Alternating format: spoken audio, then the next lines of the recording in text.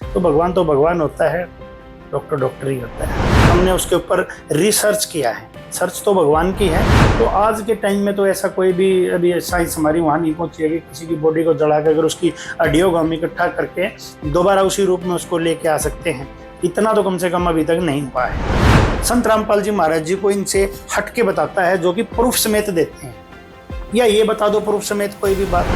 Sir, तो मैं आपसे यही तो पूछ रही हूँ कि आप कैसे कह सकते हैं कि श्री कृष्ण जी नहीं बोल रहे गीता का ज्ञान। यहाँ तक कि तो अर्जुन ने भी स्पष्ट कर रखा है उसमें कि आप कौन हो। उनसे पूछ रहे आप कौन हो। अगर वो श्री कृष्ण होते तो वो क्यों पूछता उससे कि भाई कौन हो। वो अलग ज्ञान है और ये अलग ज्ञान है। उसने तो खुद कहा मैं काल हूँ और सबको खाने के लिए प्रकट हुआ। तो हमने भक्ति खाने वाले की करनी चाहिए कि बचाने वाले की करनी चाहिए। अब समस्या यहाँ आ रही है कि लोगों को ये नहीं पता भगवान कौन है। कहने को तो सभी सतगुरु लगा देते हैं अपने आगे, लेकिन सतगुरु का गुण तो होना चाहिए। तो ये कैसे हम निर्णय कर ले या आम समाज निर्णय कर ले कि मोक्ष केवल आपका होगा या संत रामपाल जी महाराज जी के जो शिष्य हैं उनका होगा, बाकी लोगों का नहीं। दर्शकों नमस्कार, मेरे साथ अभी एक ऐसे खास मेहमान जुड़े हैं जो एक ऐसे पेशे से ताल्लुकात रखते हैं जिनको समाज में भगवान का दर्जा दिया जाता है। आज के दौर पर सबसे पहला सुख माना जाता है पैसा, लेकिन यदि शरीर ही काम करना बंद कर दे या शरीर में ही पीड़ाएं हो जाए तो स्वास्थ्य काम आता है, और स्वास्थ्य को ठीक करने के लिए हम जाते हैं डॉक्टर के पास। लेकिन सवाल तब खड़ा होता है जब डॉक्टर ही यह सलाह देने लग जाए कि मेडिकल साइंस से बढ़कर आध्यात्मिक साइंस है। जी हाँ, ये कैसे संभव हो सकता है? कैसे एक विज्ञान से बढ़कर आध्यात्मिक ज्ञान हो सकता है? तो अभी हम बात करेंगे डॉक्टर संदीप शर्मा जी से और जानेंगे कुछ सवाल उनके बारे में, और जो ये आजकल समाज में भ्रम फैला हुआ है वो इससे कहां तक सहमत है। तो चलिए हम अपनी ये चर्चा स्टार्ट करते हैं। तो चलिए आइए मुलाकात करते हैं संदीप शर्मा जी से। कुछ ऐसे आध्यात्मिक सवालों के साथ साथ कुछ ऐसे सवालों के जवाब भी आज जानेंगे जो जानना आप सबके लिए बेहद जरूरी है।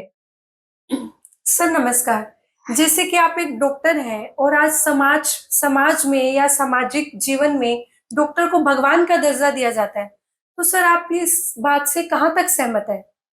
देखो, लोगों ने बिल्कुल डॉक्टर को एक भगवान का दर्जा दिया है। दूसरा, भगवान के तुल्य तो नहीं हो सकते, लेकिन हाँ उनके बाद जो बीमारियों के ऊपर जो रिसर्च करी है वो भी भगवान की देन है, जिसके बारे में जिसको जान करके डॉक्टरों ने आगे बढ़ा है, उसे रिसर्च करी है। तो उनके स्वास्थ्य के लिए उनके स्वास्थ्य को ठीक कर देते हैं डॉक्टर, जहां तक एक लिमिट तक। इसी संदर्भ में वो उनको भगवान का दर्जा देने लगे। बाकी भगवान तो भगवान होता है। डॉक्टर भी जब अपनी सर्जरी में जाते हैं वो भी भगवान के आगे जो है ना हाथ जोड़ के ही जाते हैं कि जी मेरा ये ऑपरेशन इसको सक्सेस करना। वो भी उन्हीं से दुआ करते हैं। पेशेंट को भी बताते हैं कि जी आप भी भगवान का अपना ध्यान करो, हमारा काम है करने का, बाकी करना जो है ना वो भगवान का ही काम है। तो भगवान होता है, डॉक्टर डॉक्टर ही होता है। तो आप एक डॉक्टर होने के नाते कहीं ना कहीं इस बात से सहमत है, मतलब जो मेडिकल साइंस है उससे भी बड़ी है आध्यात्मिक साइंस। आध्यात्मिक ज्ञान जो है वो विज्ञान से भी बड़ा हुआ है, मतलब बढ़कर है आज की दुनिया में, देखो आज के समय में। देखो सबसे बड़ा विज्ञान और सबसे बड़ा जो है ना तो आध्यात्मिक मतलब विज्ञान ही है। तो सर देखिए, आप खुद डॉक्टर हैं, आप डॉक्टर होते हुए ये बात बोल रहे हैं कि विज्ञान से बढ़कर एक आध्यात्मिक साइंस है वो जो ज्यादा बड़ी है। एक डॉक्टर होने के नाते आप ये बात कैसे कह सकते हैं? देखो, मैंने आध्यात्मिक जो साइंस है उसको भी मतलब जाना है, क्योंकि मैं संत रामपाल जी महाराज जी की शरण में जब से आया हूँ तो मुझे आध्यात्मिक साइंस का और अपनी जो आज की विज्ञान है इसके बारे में डिफरेंस पता चला है। क्योंकि जो आध्यात्मिक साइंस है वो संपूर्ण साइंस है। उसका एक छोटा सा पार्ट हमने उसके ऊपर रिसर्च किया है। सर्च तो भगवान की है, हमने उस पर रिसर्च किया है। तो ऑलरेडी ये तो है ही, हमने उसका थोड़ा सा अंश खाली जाना है अभी तक आध्यात्मिक साइंस का। और इसके काफी उदाहरण हैं। जैसे पहले के उसमें आध्यात्मिक साइंस में अब हमने पहले देखा है कि जैसे लोग एक गोरखनाथ का प्रकरण आता है, सभी इसमें डॉक्टर्स और जितने भी हैं सभी उसको जानते हैं अच्छे तरीके से, हिंदुस्तान में तो खासकर जानते हैं। उन्होंने अपने गुरुजी की बॉडी को, उनकी गुरुजियों की जो बॉडी है उसको जला दिया था मच्छंद्रनाथ की, और गोरखनाथ जी ने उसको सीधी शक्ति से वापिस उनकी हड्डियों को जोड़ के उनकी दोबारा बॉडी को, ऑर्गन्स को जो है ना उसके न्यूरो सिस्टम को दोबारा से जो है ना पूरा का पूरा डेवलप करके उसी अवस्था का बना के खड़ा कर दिया, उसमें हेयर मतलब हर चीज को। तो आज के टाइम में तो ऐसा कोई भी अभी साइंस हमारी वहां नहीं पहुंची है कि किसी की बॉडी को जला के अगर उसकी हड्डियों को हम इकट्ठा करके दोबारा उसी रूप में उसको लेके आ सकते हैं। इतना तो कम से कम अभी तक नहीं हुआ है। सर जैसा कि अभी आपने बोला कि आप संत रामपाल जी महाराज के शिष्य हैं, तो इस वैज्ञानिक दौर में आप एक ऐसे संत के भक्त हैं जो इस समय स्वयं जेल में है। तो सर थोड़ा अजीब है ये कि एक संत है, आप डॉक्टर हैं और वो संत है वो जेल में है, उसके बावजूद आप उनके शिष्य हैं। तो ऐसा क्या लगा आपको संत रामपाल जी महाराज में, क्योंकि इस समय लाखों धर्मगुरु हैं, उन सबको हटाकर आपने संत रामपाल जी महाराज को चुना?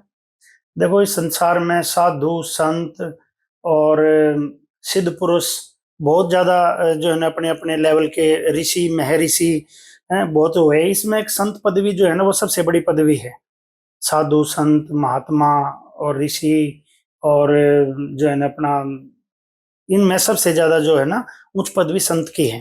तो संत कहाँ है, जेल में है या वो कहीं ब्रह्मांड के किसी और पृथ्वी पे है, ये कहाँ है वो तो उनकी एक अलग लीला होती है। लेकिन संत रामपाल जी महाराज या किसी संत को भी अगर हमने पहचानना तो उसके ज्ञान से हम उसकी पहचान कर सकते हैं। तो संत रामपाल जी महाराज का जो ज्ञान है वो एक जो है ना विज्ञान की तरह ही निखर के हमारे सामने आया है, जो एक बार तो जो भी व्यक्ति उनको सुनता है सीधा सीधा उसके स्पष्ट समझ में वो ज्ञान नहीं आता, उसको लगता है कि ये ज्ञान उल्टा है। जबकि हमने जब वेदों को संत रामपाल जी महाराज जी के द्वारा बताए गए जो कि कोट किए गए हैं वेद में श्लोक, गीता में, पुराणों में, बाइबल में, कुरान में, है ना, जो हर जगह जो उन्होंने अपने कोट कर करके वो दिखाते हैं। तो सर ज्ञान तो सभी संत दे रहे हैं, आपने बोला कि हमने ज्ञान आधार पर संत रामपाल जी महाराज को चुना, तो ज्ञान तो सभी संत दे रहे हैं, तो ऐसा संत रामपाल जी महाराज जी ऐसा क्या ज्ञान दे रहे हैं, क्या अलग है कि आपने उनको ही चुना? देखो दो तीन बातें हैं इसमें कि आज तक जितने भी हमारे साधु संत महर्षि और जितने वेदाचार्य जितने भी हुए हैं आज तक उन्होंने ये नहीं बताया हमारे को कि भगवान कौन है। सभी उसकी महिमा मंडन करते हैं कि वो भगवान, किसी से पूछ लो कौन है भगवान, वो बताएंगे भगवान तो वो है जो कण कण में विद्यमान है, भगवान तो वो है जो जर्रे जर्रे में है, भगवान तो वो है जो जिसने पूरी कायनात को रच दिया है ना। उसके गुणों के बारे में बताएंगे वो कि वो कौन है। फिर उससे पूछने लगे भाई है कौन वो, ये बताओ। फिर कहते वो एक है। पूछे वो कौन है, क्या है, उसका एक नाम है, बताओ क्या नाम है, वो एक है। तो फिर कहते वो निराकार है। ये तो एक मतलब जैसे बच्चों वाली बातें आ जाती हैं कि वो एक है फिर कह दिया निराकार है। तो सर इसमें क्या बात है, भगवान तो निराकार है, हमने भी आज तक यही सुना है कि भगवान निराकार है। यही तो फर्क है संत रामपाल जी महाराज जी और दूसरे संतों में। आज तक सभी ने तो यही बताया कि वो निराकार है, इन्होंने बताया वो साकार है, और बताया बताया नहीं, सिद्ध करके बताया इन्होंने, वेदों में लिखा है। स्वयं कबीर साहब जी आए हैं, उन्होंने बताया कि वो भगवान है, कौन है, अपने आप को कभी छुपाते हैं कभी बताते हैं। तो काफी लोगों को तो संतों को तो कबीर साहिब जी ने यहाँ से ले जा करके उनको उनकी आत्मा को सरोवर मांडो को दिखाते हुए सतलोक तक लेके गए हैं। तब जाकर के उन्होंने माना है कि हाँ भगवान साकार है।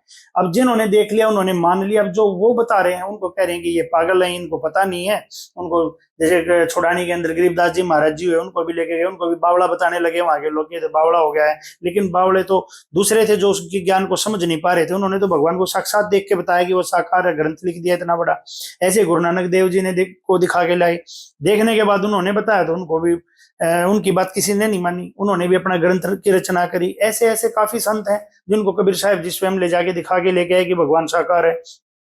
कहीं ना कहीं तो इन संत महात्माओं को इस बात पे विचार करना चाहिए जो आज के कथावाचक बने हैं और जो भी आज अपने मंत्र दे रहे हैं मनमुखी, थोड़े से तो ये डरे कहीं ना कहीं भगवान से कि कुछ भी कह के चले हुए, कोई आधार नहीं। और अगर कोई उनको आधार बताने वाला मिला भी है तो उनको थोड़ा सा तो विचार करना चाहिए कि भाई ये कोई एविडेंस प्रूफ के साथ बात कर रहे हैं, कहीं हवा में कोई बात नहीं है, इनकी हर चीज में प्रूफ दे रहे हैं। तो मानना तो चाहिए इनको कि भाई संत रामपाल जी महाराज जी हमारे को एक हटके ज्ञान दे रहे हैं, जिसको हमारी संत भाषा में तत्व ज्ञान कहते हैं। ज्ञान तो ये सारा का सारा है, जितने सभी संत लोग दे रहे हैं, चाहे वो किसी भी लेवल का है, लेकिन तत्व ज्ञान है, ये स्पेशल विज्ञान है। और ये विज्ञान ही संत रामपाल जी महाराज जी को इनसे हटके बताता है, जो कि प्रूफ समेत देते हैं। या ये बता दो प्रूफ समेत कोई भी बात। तो सर बात सिर्फ यहाँ तक नहीं है, संत रामपाल जी महाराज जी तो बताते हैं कि गीता जी का ज्ञान है जो श्री कृष्ण जी ने नहीं दिया, ये कहाँ तक सहमत है आप इस बात से? ये तो आज तक इतिहास में हमने कहीं भी नहीं सुना, क्योंकि हमेशा यही सुनने को मिलता है कि गीता जी का ज्ञान है जो श्री कृष्ण जी ने दिया था। हम काफी श्लोक सुनते हैं, उसमें भी यही बताया जाता है कि श्री कृष्ण जी ने अर्जुन से ये कहा वो कहा। तो हम आंखों देखा झूठ कैसे हो सकता है सर? देखो ये जब तक कोई संत भी, जैसे महाभारत की बात आपने छेड़ी है, तो जैसे संजय को दिव्य दृष्टि दी थी और अर्जुन को भी दिव्य दृष्टि दी थी, श्री कृष्ण ने अपना रूप दिखाया था, हम श्री कृष्ण ही मान के चलते हैं फिलहाल। तो कोई भी काम ये दिव्य दृष्टि है या दिव्य ज्ञान है, उसके आधार से जब हम देखते हैं तभी हमारे को इन चीजों का पता चलता है। अदरवाइज आज से पहले तो हम भी यही मानते थे कि श्री कृष्ण ने गीता बोली है। मैं क्या, हर व्यक्ति मानते हैं। जो तत्व ज्ञान से परिचित नहीं है वो सभी व्यक्ति यही मानेंगे कि गीता का ज्ञान श्री कृष्ण ने ही दिया है। लेकिन जो तत्व ज्ञान को सुने और समझेगा उसको समझ में आएगा कि ये इसका पूरे के पूरे इसके पीछे रहस्य क्या था। जैसे आज तक भी हम जैसे ब्राह्मण घर में हमारा जन्म है तो हम आरती सुनते थे, भाई चार भुजाधारी हैं, एक शंख चक्र गदा पद्म उनके हाथ में है। श्री कृष्ण की महिमा खूब, विष्णु जी की महिमा खूब सुनी है। लेकिन गीता जी में तो उसने बताया कि वो सहस्रा बाहु है, 1000 भुजा वाला है। गीता में जो मंत्र का उल्लेख किया है अपना, वो तो ओम मंत्र का जाप के बारे में बताया है। वहां पे कहीं भी ओम भगवते वासुदेवाय नमः नहीं है कोई मंत्र। तो और भी काफी उन्होंने काल बताया है अपने आप को गीता जी में कि भाई मैं काल हूं। जबकि श्री कृष्ण जी तो तत्व ज्ञान के आधार से ही, और ये तो नॉर्मल भी सुधा सागर का पाठ करते हुए कथावाचक भी स्वयं बताते हैं कि वो तो इतने अच्छे थे कि उनके तो पशु पक्षी भी उनसे प्यार करते थे, गौवे उनके पास आके बैठ जाया करती, वो इतनी अच्छी मुरली बजाते थे। सर मेरा सवाल आपसे ये है कि जो गीता जी का ज्ञान है वो श्री कृष्ण जी ने ही दिया और श्री कृष्ण जी ही दिख रहे हैं, तो आप कैसे मना कर रहे हैं कि ज्ञान जो गीता जी का ज्ञान है वो श्री कृष्ण जी ने नहीं दिया? आप आंखों देखा झूठ कैसे हो सकता है? देखो, आप कभी हरियाणा की तरफ में और राजस्थान, जो इस एरिया के अंदर एक धाम है बालाजी के नाम से, राजस्थान में, वहां पे खूब किसी भी कोई व्यक्ति वहां पे जाता है, उसके अंदर एक दो भूत उसके अंदर प्रवेश करके आ जाते हैं। जब वो यहाँ आते हैं तो उनको उनके अंदर खूब वो अलग अलग बातें बोलते हैं, मैं वो हूँ, वहां था, ये था, मुझे ये चाहिए, मेरा ये बना दो, वो बना दो। या घर का भी कोई बुजुर्ग है या कोई हमारे यहाँ पे हमने जैसे सुना है कि भाई जैसे कोई एक्सीडेंट में मौत होगी, वो किसी के अंदर घुस के बोलने लगा कि भाई मैं वो बोल रहा हूँ। भाई बॉडी तो देखो उस व्यक्ति की बोल रही होती है, लेकिन उसके अंदर जो बात कह रहा है वो खुद कह रहा है मैं कौन हूँ। जैसे हमारे गांव में कोई किसी की डेथ हो गई थी, वो किसी के अंदर आगे बातें करने लगा, तो वो तो उसकी बातों से पहचान जाएंगे गांव वाले, जो कि भाई हाँ ये वो बोल रहा है और इसकी ये भाषाएं हैं।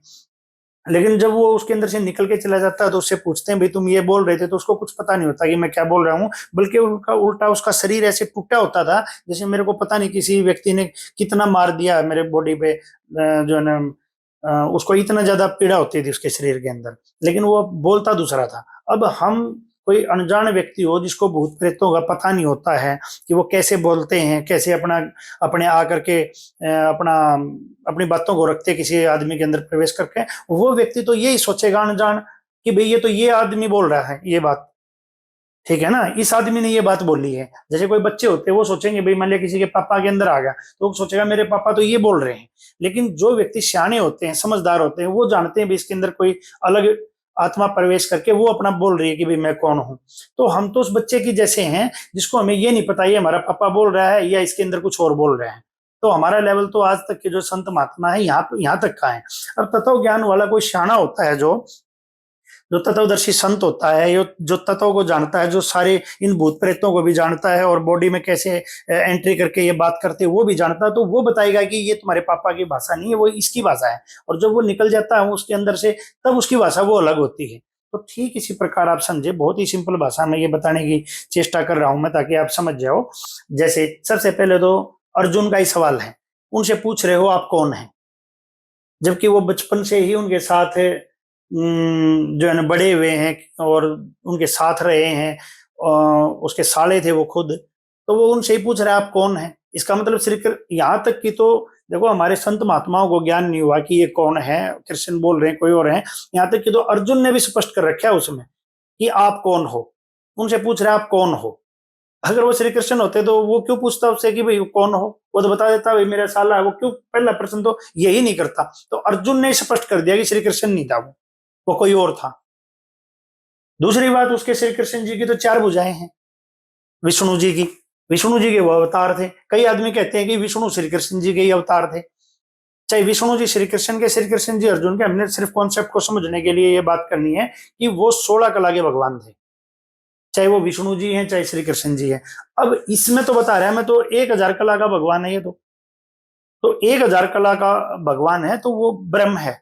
उस टाइम पे उनका जो रूप था वो 1000 भुजा का था। तो वो कह रहा है, हे सहस्रार बाहो, 1000 भुजा वाले भगवान, आप अपने उस चतुर्भुज रूप, आइयो मैं आपके इस रूप को देख के घबरा गया हूं। तो अगर हम यहां तक भी बात आ जाए कि भाई वो श्री कृष्ण जी तो पहले थे ही नहीं, ये तो बात साबित हो चुकी है। एक इसमें पॉइंट और है कि भाई महाभारत का जब युद्ध खत्म हो जाता है, जब वो वृंद अपने द्वारका जाने लग रहे होते हैं, उस टाइम पे भी उनको एक बार अर्जुन ने रिक्वेस्ट करी थी कि भाई मुझे आप अपना उस वो गीता वाला ज्ञान दोबारा सुनाओ। तो उन्होंने भी उस टाइम पे गीता का ज्ञान सुनाया था, जो महाभारत के अंदर के सेकंड पार्ट में भी लिपिबद्ध है फिलहाल आज भी महाभारत में। तो वो जो गीता का ज्ञान है वो भी श्री कृष्ण जी ने ही दिया है, और महाभारत वाला भी जो कुरुक्षेत्र में दिया था वो भी आप लोग मानते हो श्री कृष्ण ने दिया है। तो दोनों में डिफरेंस क्यों है? वो अलग ज्ञान है और ये अलग ज्ञान है। अगर गीता का ज्ञान सेम है तो श्री कृष्ण ने सेम ही बातें बोलनी चाहिए थी। तो इससे भी सिद्ध होता है कि श्री कृष्ण जी ने वो ज्ञान नहीं बोला है। वो वहां बताया कि मैंने योग युक्त होकर बोला, तो गीता का ज्ञान तो गीता का ज्ञान है। वो तो योग युक्त होके बोलना या सिंपल तरीके से बैठना, ज्ञान तो ज्ञान है। तो इससे भी ये सिद्ध होता है कि भाई वो गीता का ज्ञान दोनों श्री कृष्ण जी ने बोले हैं, तो दोनों डिफरेंस हैं, अलग अलग हैं।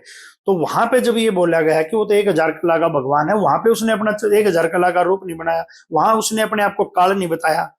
जब वो महाभारत में जब अपने वहां पे खत्म होने के बाद अपने द्वारका जा रहे थे, वहां उसने नहीं बताया मैं काल हूं। तो अगर हम आपकी भी माने कि भाई श्री कृष्ण जी ही बता रहे हैं कि भाई मैं काल हूं, तो हम काल की पूजा करेंगे क्यों? हम भगवान की पूजा करेंगे। उसने तो खुद कहा मैं काल हूं और सबको खाने के लिए प्रकट हुआ हूं। तो हमने भक्ति खाने वाले की करनी चाहिए कि बचाने वाले की करनी चाहिए?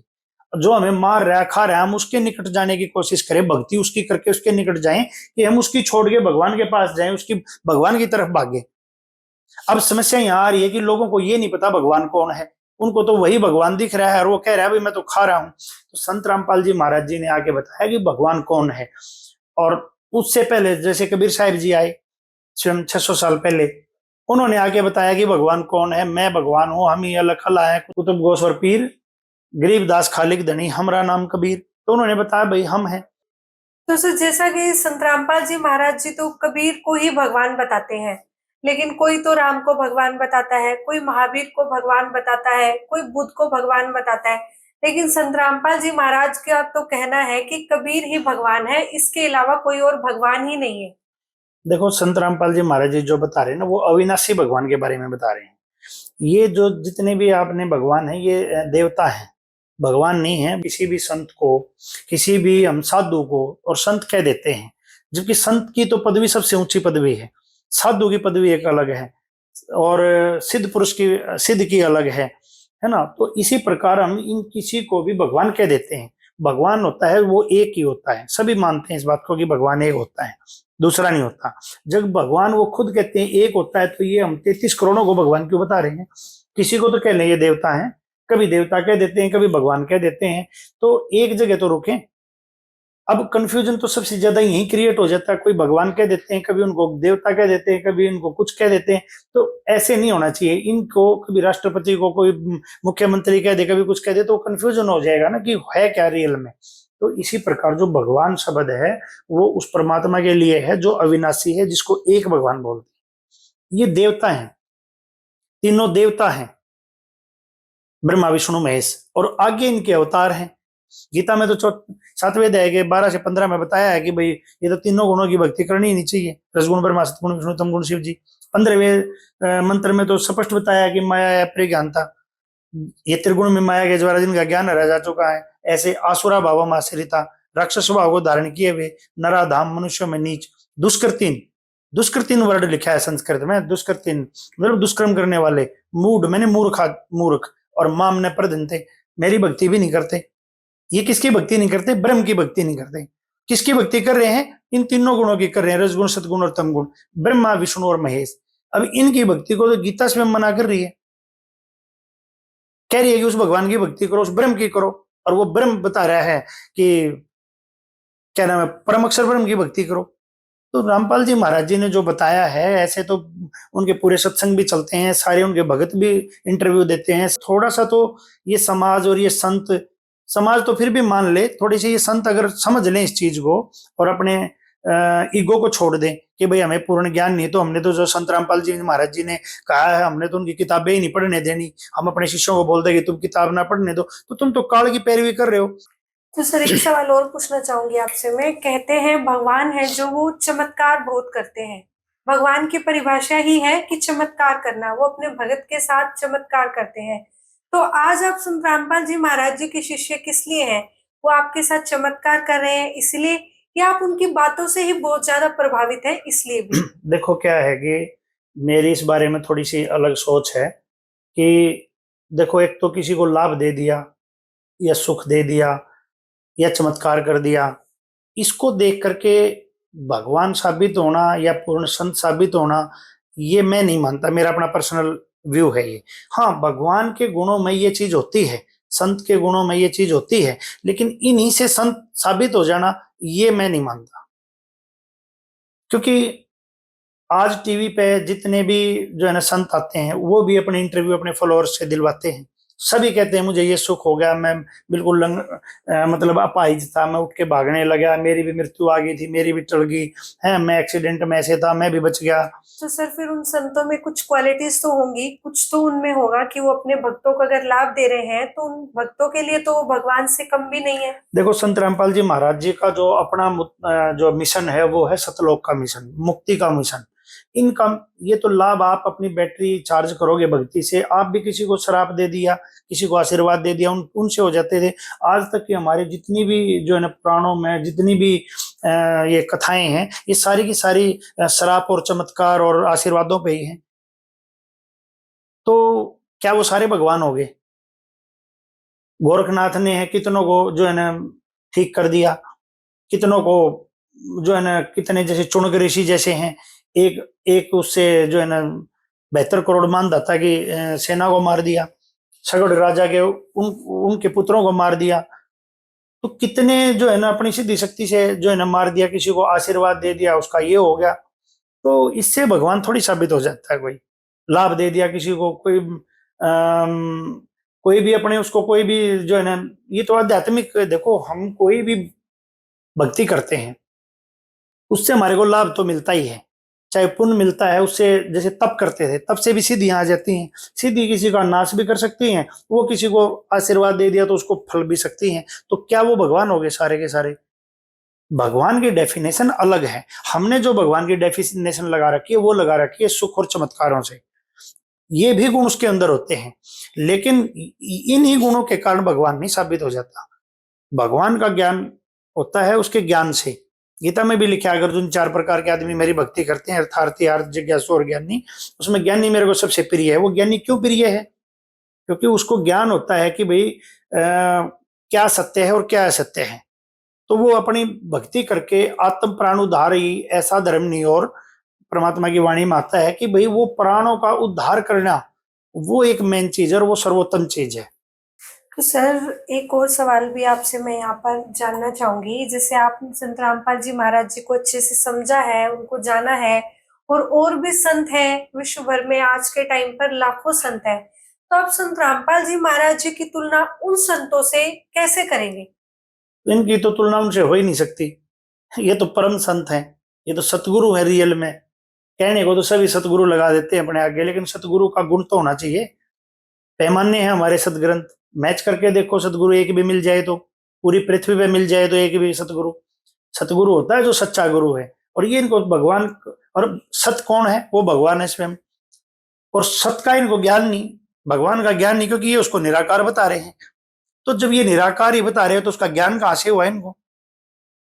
एक भी बताते हैं सत वही होता है, और सत का ज्ञान नहीं है, तो ये सत गुरु हो ही नहीं सकते। ये तो सिद्ध पुरुष और साधु तो हो सकते हैं, महात्मा तो हो सकते हैं, लेकिन सतगुरु और संत नहीं हो सकते।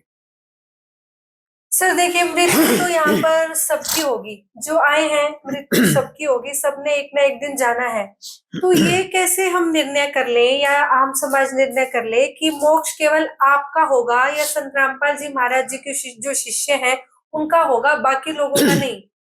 देखो, ये सवाल एक ऐसा सवाल है, जैसे कोई आदमी, कोई स्कूल है, मान लिया 12th तक का कोई स्कूल है, कोई आदमी उस स्कूल में जो पढ़ रहे हैं, जो जितने भी बच्चे हैं, कोई कह दे भाई ये पाड़ी लगेगा या ये डीसी लगेगा, तो कैसे मतलब जो है ना, बाहर निकल के जाना तो स्कूल से सबको है, चाहे कोई कुछ भी नहीं पढ़ा है उसको भी स्कूल से बाहर जाना है।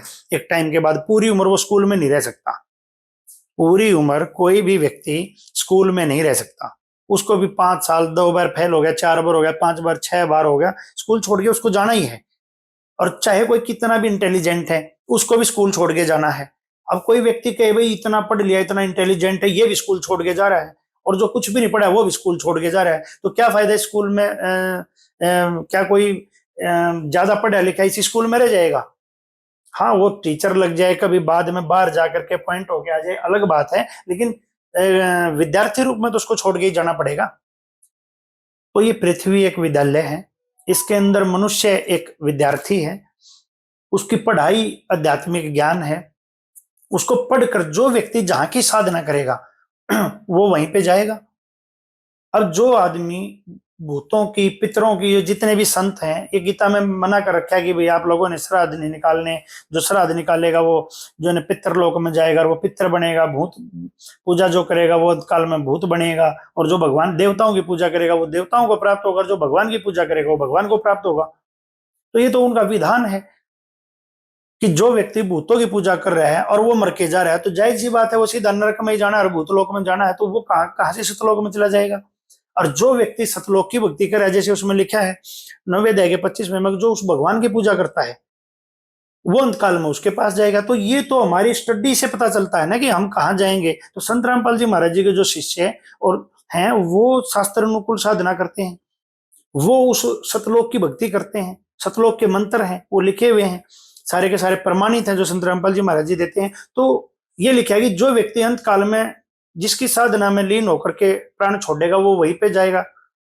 सिंपल भाषा में जहां सा तहां वासा हुई। तो संत रामपाल जी महाराज जी के भगत जो है ना वो सतलोक की ही भक्ति करते हैं, सतलोक को ही हमेशा ध्यान में रखते हैं, मरते हुए भी उनको सतलोक ही दिखता है, क्योंकि हर टाइम वो उन्हीं की भक्ति में लीन रहते हैं। तो ये तो नियम है सदग्रंथों में, संत रामपाल जी महाराज जी थोड़ी कह रहे हो वहां जा रहे हो, तो नियम बता रहा है सदग्रंथों का कि जो अंत काल में जिसकी भक्ति करता हुआ प्राण त्यागेगा वो उसी को प्राप्त होगा। तो जो भूतों की पूजा करते, श्राद्धों की पूजा करते हैं, वो सतलोक में कैसे चले जाएंगे? वो तो वहीं जाएंगे, ये तो खुद ही भी लिखा हुआ है। तो ये तो अलग अलग डिफरेंस है बिल्कुल। सर आपने भी एक वर्ड यूज करा कि वो सतलोक में जाएंगे, ये सतलोक क्या है? ये तो आज हमने आपसे ही पहली बार सुना है कि नहीं, सतलोक भी कुछ कोई है कि जहाँ पर जाते हैं आत्माएं, तो ये क्या है सतलोक? देखो, ये आपने पहली बार सुना हो सकता है, अदरवाइज ये गीता के अंदर अध्याय नंबर 18 श्लोक नंबर 62 के अंदर लिखा है, शाश्वतम स्थानम वर्ड है उसके अंदर एक संस्कृत का, उसमें स्पष्ट लिखा है कि अर्जुन तू सर्वभाव से उस परमेश्वर की शरण में जा, उसकी कृपा से तू परम शांति भी वहीं मिलती है, यहाँ शांति भी नहीं मिलती। जैसे एक धर्मपंथ चला हुआ ओम शांति, ओम और शांति का कोई मेल ही नहीं है, वो परम शांति तो वहां जाके मिलेगी, और वो शाश्वतम स्थान जो सतलोक आप कह रहे हैं हमने नहीं सुना है, तो वो गीता में लिखा हुआ है, स्पष्ट शब्द है वो, तो वहां जाने के बाद शांति मिलेगी, और वो एक ऐसा लोक है शाश्वतम, मैंने सच्चा और स्थान लोक उसको हम कहते हैं सतलोक। नानक जी ने उसको सचखंड कहा है। तो ये तो कॉमन बात है बिल्कुल, जिसने नहीं सुनी है उसके लिए तो नहीं है, पर संत रामपाल जी महाराज जी ने तो इसको बिल्कुल ढेरों सारे प्रमाण देकर इसको साबित किया कि वो स्थान है, तभी उसके अंदर लगन बनती है और जाने का भी मन करता है। सर आखिरी सवाल मैं आपसे और ये जानना चाहूंगी कि जो लोग भक्ति नहीं कर रहे वो फिर भी सुखी हैं, तो फिर वो भक्ति करे ही क्यों? देखो, इसमें एक चैप्टर आता है कर्म का।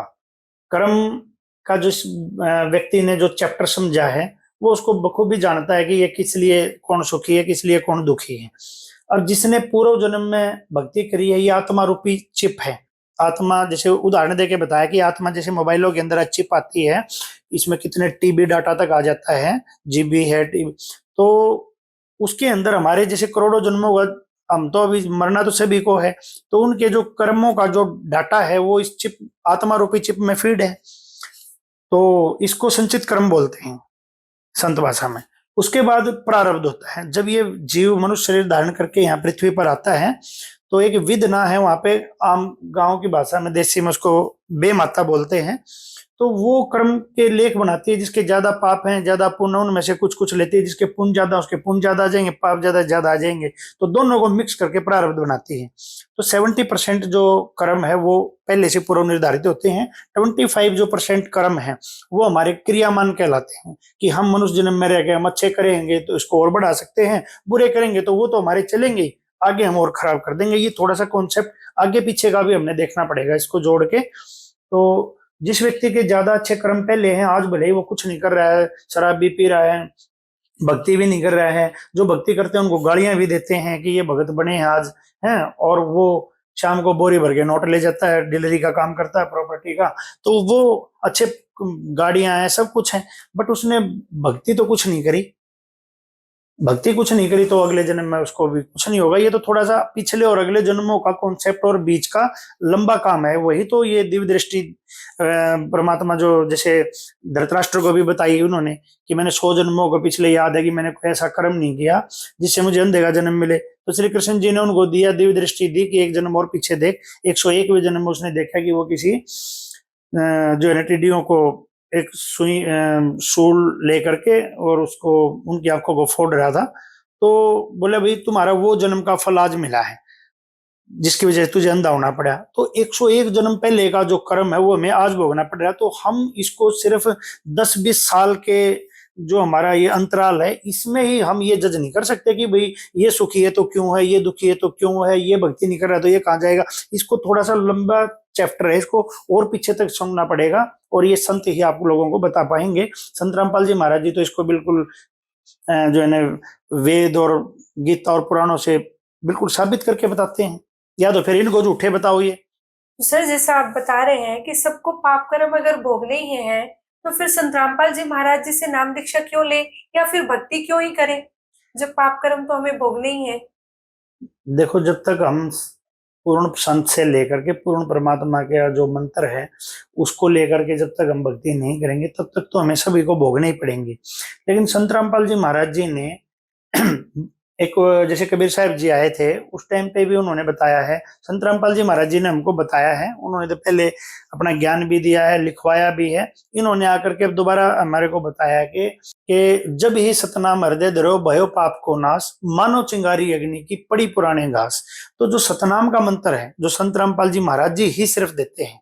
संत रामपाल जी महाराज जी कि जुड़ने के बाद आपके जीवन में ऐसा क्या बदलाव आया, ऐसा क्या अनुभव आपने खुद फील किया, क्योंकि आप एक एजुकेटेड पर्सन हैं, आपने क्या फील किया कि आज आप जो सबके सामने शेयर करना चाहते हो ताकि लोग भी संत रामपाल जी महाराज जी के बारे में जाने, उन्हें सुने, उन्हें समझे। देखो, मैं एक छोटी सी घटना अपनी बताता हूँ। जब मैं 9th क्लास में था तब मैंने संत रामपाल जी महाराज जी की शरण ग्रहण करी थी, बट मुझे ज्ञान नहीं था। ये मेरे पिछले कर्मों का कोई कर्म था कि जिसकी वजह से मैं इनकी शरण में जुड़ गया। मेरे अच्छे भाग थे कि मैं इनकी शरण में जो है ना आ गया और इन्होंने मुझे ले लिया शरण में। मैं तो नहीं आया, इन्होंने ही मुझे शरण में लिया। जब मैं छोटा था तो मैं एक छोटी सी घटना बताता हूँ जो मुझे आज याद आती है। तो जब तो 2 घटनाएं हैं जो मैं बताता हूँ कि एक तो जब हम छोटे थे हमारी आरती होती है जो ये करीबन लगभग 36 मिनट की लगभग आरती है ये हमारी।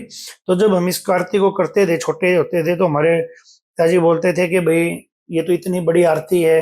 जैसे पहले हम ब्राह्मण घर में जन्म था ओम जय जगदीश हरे, स्वामी जय जगदीश हरे, ये मुश्किल से 2-4 मिनट में ये आरती खत्म हो जाया करती।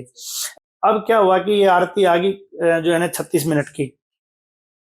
तो अब ये आरती करते इतना टाइम हो जाता, तो हमारे पिताजी कहते थे कि भाई ये बच्चे जो है ना सवेरे भी लगे रहते हैं, 1 घंटे का पौने घंटे का नित्य नियम करते हैं, शाम को आरती करते हैं, तो ये पढ़ाई कब करेंगे, पढ़ाई नहीं करेंगे तो ये फेल हो जाएंगे, ये रह जाएंगे, आगे क्या काम करेंगे, ये ऐसे ही रहेंगे, मतलब कुछ नहीं कर पाएंगे लाइफ में, क्योंकि पढ़ाई का टाइम मिलेगा नहीं, इन्हीं में लगे रहेंगे। तो संत रामपाल जी महाराज जी ने बताया कि बेटा जो ये भक्ति करता है ना उसको भगवान ऐसे उठाता है जैसे वो सोच भी नहीं सकता कभी।